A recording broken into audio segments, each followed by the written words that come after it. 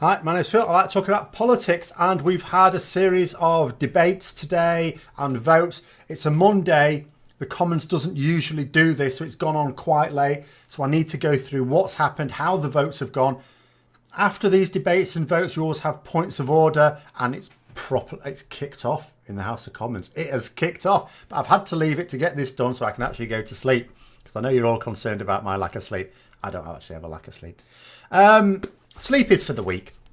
Anyway, so what was said today is, first of all, the government gave a series of statements, things like that. First of all, they were noting that the extension that we have, so we have an extension if we want it up until the 12th of April for whatever. And then if we ratify the agreement, we can have an extension up to the 22nd of May. But after that point, we can't have any other extensions. So what they said is, the government said, well, we only need to ratify the withdrawal agreement. We don't need to ratify the political declaration. But as someone pointed out, if we ratify the agreement and then say to the EU, there it's ratified, and they let us have up to May the 22nd, but we haven't agreed the political declaration, then we get, say, to mid-May, and we say, oh, we can't agree the political declaration. Can we have a bit more time? The EU will say, no, because you haven't taken part in the European elections. It's too late now. So that's a nonsense. That's a complete non-starter. Now, the other thing, the very interesting thing, and if you believed a word she said, it would be hugely significant, but I don't.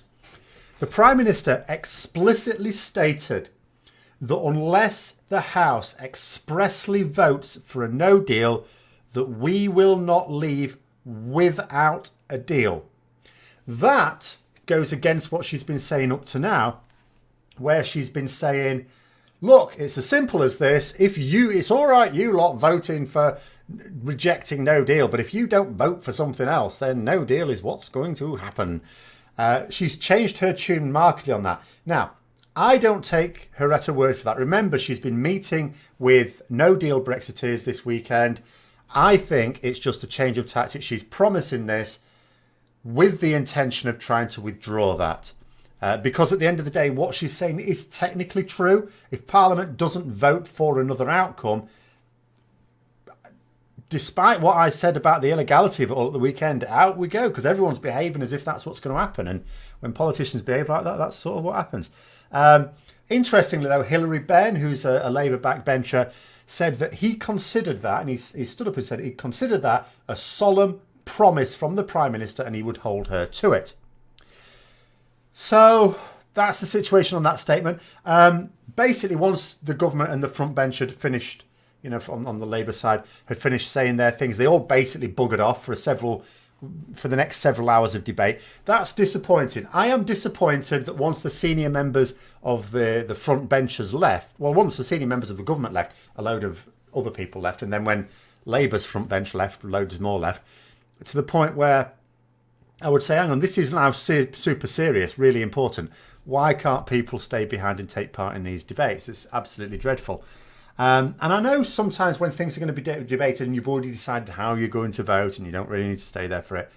Ordinarily, yeah, you understand that these debates can sometimes clear the chamber. But when it's something this important, seriously, it just shows you're not being open-minded about it. It just shows that, and that is disappointing. But what I would say about the debates, however, is that people have talked about how various people in parties other than Labour and the Conservatives, this is on the debates, is what people have said on my channel, have shown real leadership. And if only there were more of them.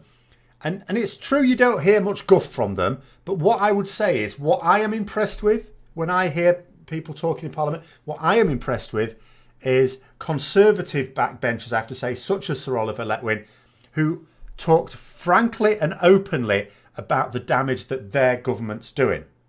It's no big deal for MPs to draw attention to the fiasco unfolding before our eyes when it doesn't hurt them politically, because it's not their fault and it's not their party's fault.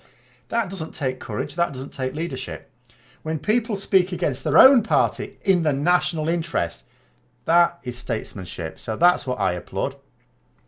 Now, the government wouldn't say whether or not they would whip on certain amendments. In other words, because what they said is they will give time for a series of indicative votes, but they couldn't be pinned down on what that meant. They also couldn't be pinned down on whether they would allow a free vote on that, because if they whip, then obviously they can block all progress. So the only time they ever take the whip away, and generally speaking, you wouldn't expect them to take the whip away for an important message, like I say, but at the moment, everything's deadlocked. This is why they should. But unless a faction within their party threatens to spit its dummy out, then all of a sudden they say, oh yeah, you can have a free vote. And we all know which faction it is that does that. Although actually both factions have been a bit naughty recently, haven't they? But anyway, so Ken Clark, who's a Europhile, he's on the backbenchers. He pointed out that the government blocking the Letwin amendment, but saying they're going to do the same thing just because it was put forward by a backbencher, just, to me, that just, he was trying to suggest they're just trying to do it out of control. And here's where they just basically said, yeah, that's what we're doing it for. So Lidington, who is the de facto deputy prime minister, everyone always says, he actually confirmed that was indeed the reason. The reason was that, as he said, it sort of sets, I can't remember the term he used, something like the undesirable precedent between the legislature, in other words, Parliament, and the executive, the government. So Letwin asked, in that case, why, if the government agrees with his motion, because the government ministers kept saying, oh yeah, we totally agree with your motion, we just want to do it ourselves. So what he said was, okay then, why don't you sign the amendment and then it becomes an official government motion? And they went, oh no. And when people were trying to say, well, how is your suggestion going to be different then? Because if it's going to be exactly the same, you would just sign it. So how are you going to do things differently? Oh, well, we don't know. We can't really say that at this point. So in other words, they would try and remove the ability of MPs to put forward amendments or reduce the amount of time or even get to the day before and pull it all together. So basically, this amendment was going to force the government to have to comply with it.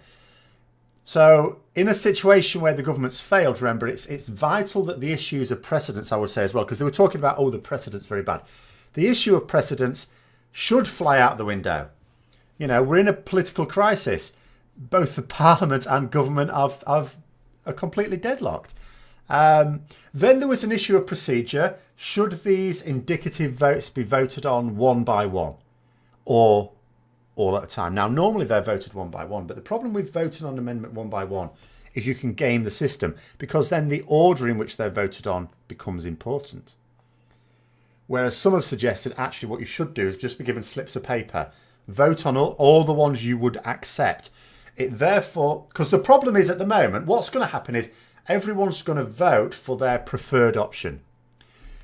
And as has been said, if every single MP votes for their preferred option, there will not be a majority for anything, because there isn't a majority for anyone's preferred option as such. But by forcing people to vote for the ones they would accept, you create a situation where they are much less likely to go, well, I only accept one, I'm just going to tick that. Because then they may end up with something that they, there's a situation here. Each MP, for example, has got one thing that they prefer. Then there's a series of ones that they really don't want, but they'll accept it over some of the horrendous ones. Now, if they only tick their one, thinking that that's actually going to improve the chance of that one getting through, they actually increase the chances of one of the really horrible ones for them getting through. So it makes them a little bit more honest, unless they fancy playing a game of poker here, a little bit more honest if they have to do it all at once and they can't see how all the votes are going, and actually genuinely put down the ones that they would accept. And several MPs in the debate sort of made that point as well. He also noted, Sir Oliver Letwin, who said this, he also noted that actually what Parliament needs is what's called a sustainable majority. That is to say, not just enough votes to get a basic majority, because whatever is voted for, there's going to be a process that follows it and there's going to be further votes. So that majority needs to be maintained throughout those stages. That's something the EU said ages ago. They said, for example, on May's withdrawal agreement, it's no good just if it wins by a small majority, because then what happens when the real negotiations start? That majority will evaporate. It needs to be voted for by a big majority, which of course is not going to be done. Ken Clark suggested a single transferable vote as the only way to force people to compromise. Someone else then stood up and was, because again, they were a lot of people that remained in that debate were, of course, pushing for a people's vote.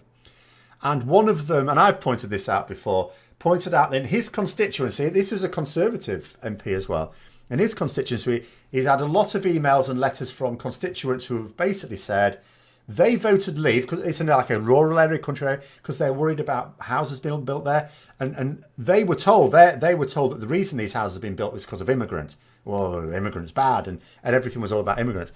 And he's had to sort of explain to those people now, well, the fact of the matter is, and people said this from the start, you think this is stopping immigration? Making it worse, and I've said as much as well. And this is what's happened since the referendum.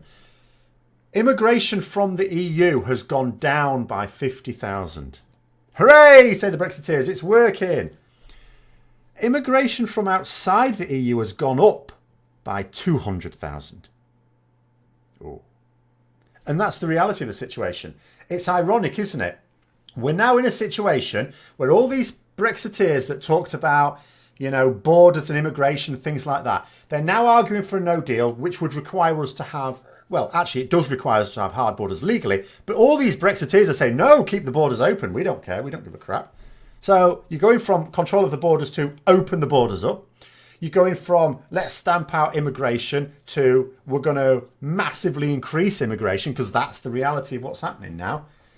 What else are they arguing for? Oh, yeah, that we're going to be richer. Oh, yeah, we're going to be poorer. Sorry about that. So anyway, and then another thing that someone said, they were talking about various constituents that are being told by medical services that they can't, guarantee. The government's official position is they cannot guarantee medicines. And there was a lot of eye rolling going on from the government ministers going, you're just scaremongering. And as she pointed out, what sort of government cannot guarantee medicines for its citizens in just a few weeks' time? And that is what you will find. The government's official word is, we don't know. We cannot guarantee this thing. That's not scaremongering. That's the government itself saying that. And but the member for Wigan actually gave the most fiery speech. I actually felt her frustration on this with this complete shit show. And the members of the cabinet in attendance, as I say, were very disrespectful to her, I have to say. It absolutely makes you mad. I completely understand why she got so irate. It was also pointed out, rather hilariously, how the very people trying to sell this country down the river into a no-deal Brexit are never in the Commons when these debates happen to put forward their point of view. They don't mind putting forward their point of view in newspapers where nobody's calling them out, but they won't come to the Commons to debate it. And it was also noted that some of them campaigned from senior government positions and then ran away when the going got tough just to absolve themselves of responsibility. And another thing, really important, again, all of these things were coming from Conservative MPs. This is their party. And they said that business will never forgive the Conservative Party for what it's putting them through. And that could be true. And I hadn't really thought about this up until this point. And it is true. Because traditionally, businesses tend to be Conservative supporters because the Tories tend to be about small government, which is very helpful for businesses, not so much red tape, fewer employment rights and things like that for your workers, easy to hire and fire. They love all that. Don't have to pay as much tax. Fantastic. But far more damage has been done to their business because of Brexit than a Labour government that would insist that they treat their workers right, pay them right, and pay their taxes. It was also said that, if the Prime Minister had promised to go for a form of Brexit that went for access to the single market and a customs union, which, remember, is what was campaigned for by the Leave campaigns, it would have gone through. The SNP said that they would have voted for that. The Liberal Democrats said that they'd voted for it. Obviously, she'd whip her MPs to vote for it. Labour, that's pretty much what they want. They might have been a bit sticky about it. Plenty of Labour MPs would have voted for it anyway. It would have gone through. It would now have gone through, would be sorted right now. But it's Theresa May, as a result of appeasing the ERG, the ones who say that they're going for Brexit. They're the ones that people in my comments say, oh, they're the only ones who are actually championing Brexit, what people voted for. They're actually the only ones voting against it. They are the ones voting against Brexit. The ERG are voting against all forms of Brexit. May's and anyone else's. And Theresa May is effectively voting against Brexit by putting forward an agreement that cannot get through the House. Whereas if she'd have scrubbed out some of those red lines, would have got through. Would have got through on opposition support. But remember, a Prime Minister is supposed to be the leader of Parliament, not just their party. It was also noted that the Conservatives were the only party to have campaigned full-blooded for a hard Brexit during the last general election. And guess what? They lost seats. So, it was pointed out they don't even have a mandate for that. But anyway, the amendments themselves. So, as I say, I was very disappointed. It looked to me to be barely a quarter of MPs that remained to actually follow through these debates. And it's not like the rest of them went home or anything like that. They just trundled away. I don't know what they were doing because they soon came back to do the votes. They weren't going to leave it to everyone else to vote. So Stephen Barclay arguing for the side of the government. It's actually quite funny. He's the Brexit secretary. He's the one who last time argued for the government's motion and then voted against it. And someone from the SNP stood up and said, will the minister be voting in favour of the thing he's arguing for this time? And then he tried being clever by saying, I think you'll find I was voting against amendments just as I am to now, thinking he's being clever. It's like, no, you're not being clever. You voted against your own argument last time. Are you going to do it again? A bit dim. He's a bit dim. Anyway, he also tried to argue that the government was absolutely going to allow time for these votes, but refused to say when it would be, or whether even members would be able to put forward their own motions. And every time he failed to answer a question, which he did all the time, he kept coming back to, it's these constitutional issues. Very bad, very bad. But if he'd been present for the debates, as I say, he'd have heard MPs, pretty much all agree that the government's failed, Parliament's deadlocked. Actually, in a situation like this, the constitutional situation needs to be changed. And the tactics every time was to say that they agreed with the motion. It's like, you don't need to put this motion forward. We totally agree with it. Just leave it to us. Yeah, no. So what were the motions? Well, Corbyn put forward a motion, but then he withdrew it. It was a fairly neutral motion. It was completely pointless anyway. So Sir Oliver Letwin's motion. So this is the one that basically let Parliament take control of business on Wednesday. Normally, government has control of what's called business, which is what goes on in the House, votes, debates, that sort of thing. This is Parliament saying no. So there was at least one minister that actually resigned to support it. I think two have been mentioned, but at least one. And then I was typing things out and a mighty cheer went up. So what happens is they call for the vote. About 10, 15 minutes later, they all come back. The tellers come back and say what the vote results were. And as I say, a huge cheer went up and I thought, I didn't catch which side it was from. It was for the opposition side. It passed by 329 to 302. Now, that's excellent news. I was hoping for more defiance against the government, I have to say. But let's not understate what this means. It is not just a defeat for the government. That's been happening a bit lately, and this is why some people reading about this may just think it's just another defeat. This is Parliament taking control of what would normally be government business. It is literally Parliament telling Theresa May to sit down and shut up. Adults are talking now. It's quite big. I will just hope it's not too late.